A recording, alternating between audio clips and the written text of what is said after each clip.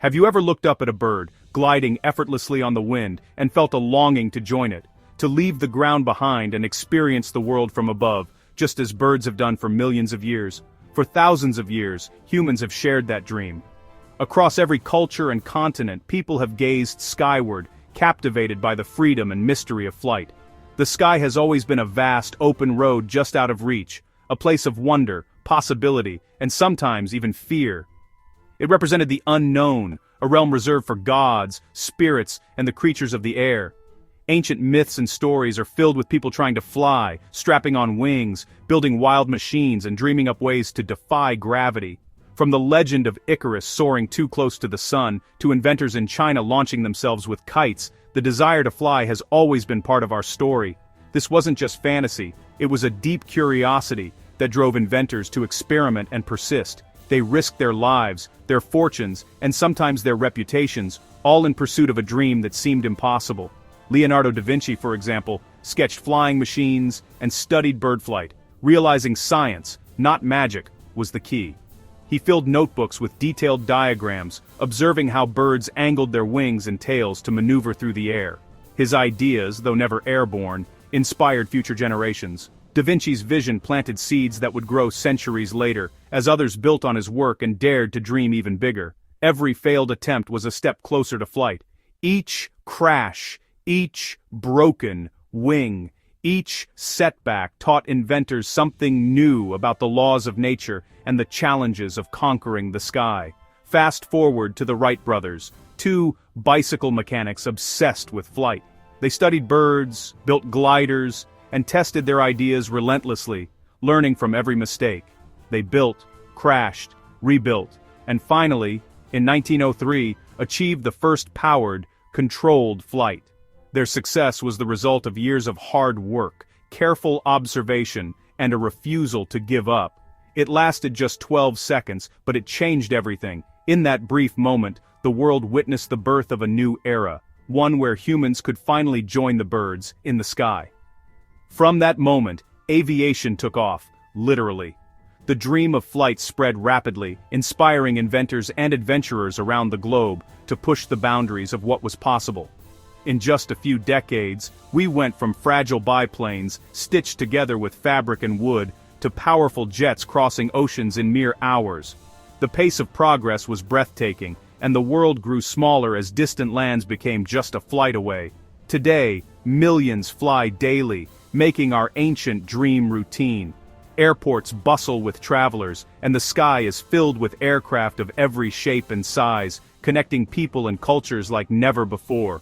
But even now, as we soar higher and farther than our ancestors ever imagined, one question remains: why do planes fly so high? Let's find out. Have you ever wondered how a massive, heavy metal airplane manages to rise gracefully into the sky? It almost seems like magic, but it's actually the result of some fascinating science and engineering. The secret lies in the balance of four fundamental forces: lift, weight, thrust, and drag. Each of these forces plays a crucial role in flight, working together in a delicate dance to get the plane off the ground and keep it soaring. Weight is the force of gravity pulling the plane down toward the earth. Thrust is generated by the engines, pushing the plane forward. Drag is the resistance the plane feels as it moves through the air, and lift is the upward force that counters weight. But how is lift created? It all comes down to the unique design of the airplane's wings. The wings are curved on top and flatter on the bottom, forming what's called an airfoil shape. As the airplane speeds down the runway, air flows faster over the curved top of the wing and slower underneath. This difference in speed creates lower pressure above the wing and higher pressure below. The higher pressure beneath the wing pushes the airplane upward, overcoming gravity. This upward force is what we call lift, and it's the key to flight. When the lift generated by the wings becomes greater than the weight of the airplane, the plane lifts off the ground and begins to climb into the sky. Pilots have precise control over lift by adjusting the plane's speed and the angle of the wings, known as the angle of attack. By increasing speed or changing the wing angle, They can generate more lift when needed, especially during takeoff and landing. That's why airports have such long runways. The plane needs plenty of space to accelerate to the right speed, so enough lift is created to get airborne safely. Once in the air, pilots must constantly balance lift, weight, thrust, and drag to maintain a smooth, level flight. It's a continuous process of adjustments and monitoring, so next time you see a plane soaring high above, remember, it's not magic, but the incredible power of physics and human ingenuity at work. You might think flying low is easier, but it's actually much rougher. The lower atmosphere is turbulent, full of weather, wind, and rising air currents. It's like steering a boat through a stormy sea. Passengers would feel constant bumps and turbulence. By climbing to 30,000, 40,000 feet, planes reach calmer air in the stratosphere. Up here, the ride is smoother, like gliding on a glassy lake. Pilots and controllers use radar and forecasts to find the smoothest path. You might feel bumps during climb or descent, but cruising altitude is usually peaceful. Flying high is all about finding that calm river of air. Another reason planes fly high? Speed. At low altitudes, thick air creates lots of drag, like running through water. The engines must work harder, burning more fuel. As planes climb, the air gets thinner, fewer molecules, less resistance. With less drag, engines push the plane faster using the same power. Jet engines are designed to work best at high altitudes. That's why modern jets cruise at over 550 miles per hour up high. At sea level, that speed would create too much drag and stress. By flying high, planes use less fuel and travel faster. It's the superhighway in the sky. Thinner air means more speed, less effort.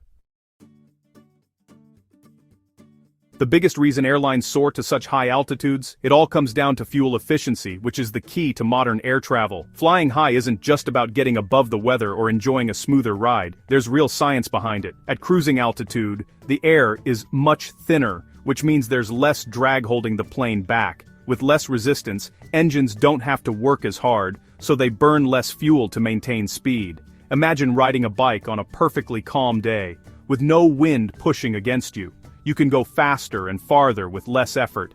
That's what it's like for airplanes flying high above the clouds. The higher a plane climbs, the less dense the air becomes, and the more efficiently it can slice through the sky. This is why pilots and airlines carefully plan their cruising altitudes for each flight. Planes can cruise at high speed while sipping fuel, saving thousands of gallons on long flights. Over the course of a year, this adds up to millions of gallons saved across the entire airline industry. These savings don't just help airlines' bottom lines, they also help keep ticket prices more affordable for travelers, and make it possible for planes to connect distant cities with fewer stops. Less fuel burned means lighter planes, which can travel even farther without needing to refuel. That's how we get those incredible non-stop flights that span continents and oceans. Most importantly, burning less fuel means fewer emissions released into the atmosphere. This is a crucial step in making aviation more sustainable for the future. High-altitude efficiency helps reduce aviation's environmental impact, protecting the skies and the planet for generations to come. While flying isn't perfectly green, optimizing altitude is a big step in the right direction. Every flight that saves fuel is a small victory for sustainability. Every drop of fuel saved is a win for the planet, reducing both costs and carbon footprints. Airlines, passengers, and the environment all benefit from the efficiency of altitude. That's why flying high truly matters, for everyone on board and for the world below. Flying high helps planes avoid most weather, but let's look closer. The troposphere is where all the weather happens. Clouds, storms, turbulence, thunderstorms are especially dangerous, with violent air currents and lightning. Pilots use radar to spot and avoid storms, often flying above smaller weather systems. Even on clear days, rising warm air near the ground causes bumpy rides, thermal turbulence. At cruising altitude, planes are above most of this, so the ride is smoother. But there's also clear air turbulence, CAT, at high altitudes, caused by fast-moving air masses. CAT is invisible and can surprise even experienced pilots. That's why you should always keep your seatbelt fastened. High altitude avoids most bumps, but not all. The sky is always moving. Flying high is great for planes but not for people. There's not enough oxygen up there. At 35,000 feet you'd lose consciousness in under a minute. The solution? Cabin pressurization. The cabin is a sealed container. Compressed air from the engines keeps it at a safe pressure. It's like bringing a bubble of Earth's atmosphere with you. As the plane climbs, pressure is gradually lowered inside, so your ears pop. If pressure drops suddenly, oxygen masks deploy to keep you safe. This system lets us travel comfortably through the thin, cold air. Pressurization turns a metal tube into a livable space. It's life support at 35,000 feet. If higher is better, why not fly to space? There are limits. Planes need air for lift and engine power. As altitude increases, air thins out. Eventually, there's not enough air for wings to generate lift or engines to work. This limit is called the service ceiling, usually around 39,000, 41,000 feet for commercial jets. Above this, flying becomes dangerous and inefficient. Engines can't get enough oxygen, and wings can't create enough lift. Specialized planes like the Concorde or spy planes can go higher, but they're rare. For regular jets, the ceiling is set for safety and efficiency. The sky has a limit for airplanes. Beyond that, you need rockets, not wings. Are we stuck at 40,000 feet forever? Not likely. Engineers are working on hypersonic planes that could fly at 100,000 feet or more, using advanced engines like scramjets. Imagine New York to London in 90 minutes, that's the dream. High-altitude drones or pseudo-satellites could fly for months, providing internet or monitoring the planet. Space tourism is already sending people to the edge of space in rocket ships.